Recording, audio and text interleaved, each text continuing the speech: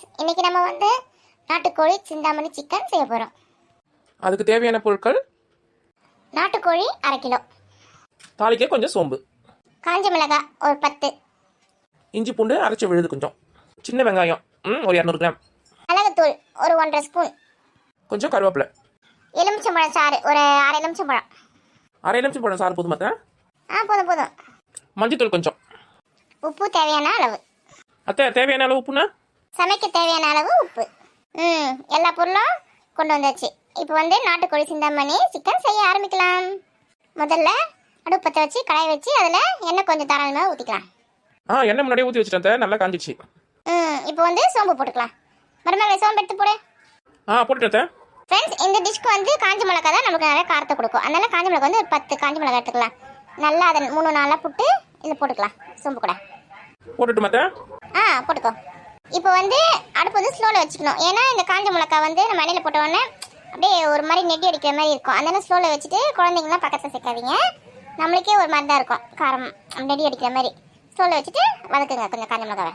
சின்ன வெங்காயம் வந்து ஒரு 200 கிராம் மேலே தேவைப்படும். நல்லா சின்ன சின்ன கட் பண்ணி இதில் போட்டு வதக்கிக்கலாம். கொஞ்சம் கருவேப்பிலை போட்டுக்கலாம். அடுத்தது இஞ்சி பூண்டு அரைச்சி விழுது போட்டுக்கலாம்.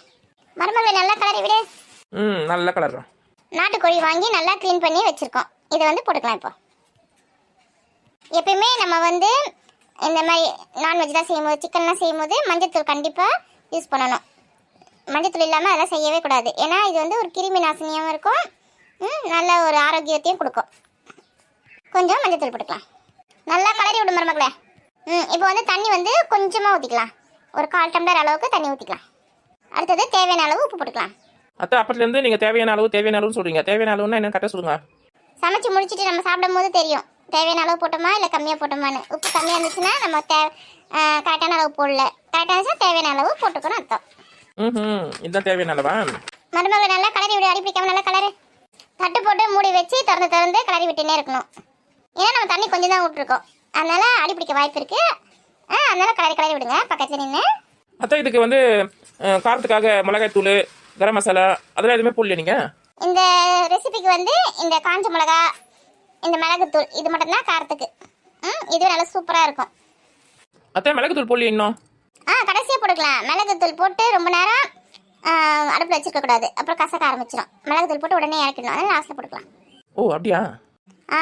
நாட்டுக்கோழி சிந்தாமணி சிக்கன் நல்லா வெந்து ரெடி ஆயிடுச்சு. இப்போ வந்து மிளகுத்தூள் போட்டுக்கலாம்.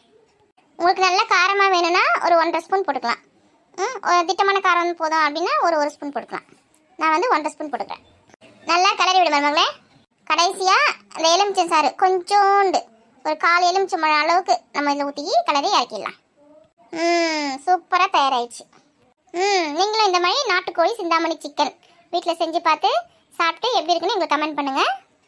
எங்கள் வீடியோ பிடிச்சிருந்தா லைக் பண்ணுங்கள், கமெண்ட் பண்ணுங்கள், மறக்காமல்